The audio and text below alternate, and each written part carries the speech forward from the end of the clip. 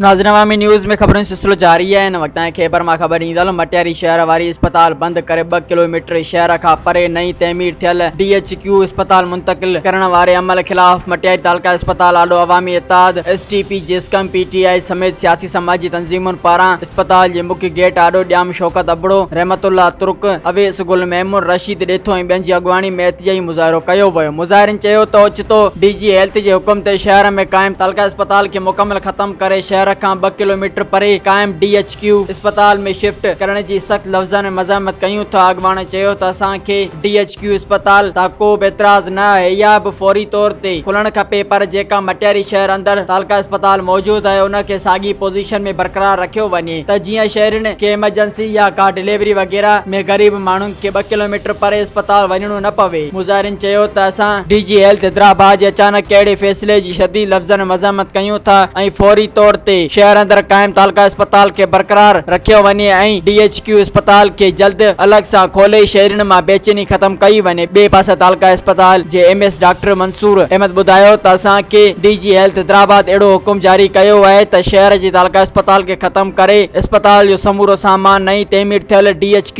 अस्पताल मुंतकिल कयो वञे। फौरी तौर शहर जे अस्पताल बंद करण वारो ऐलान वापस वरतो वञे। DG हेल्थ के हटायो वञे। मटियारी अस्पताल बचायो, शहरी रोडन ते निकरी आया। मज़ीद खबरों और तफसीलात के लिए विजिट करें हमारी वेबसाइट www.awamiNewsHD.com।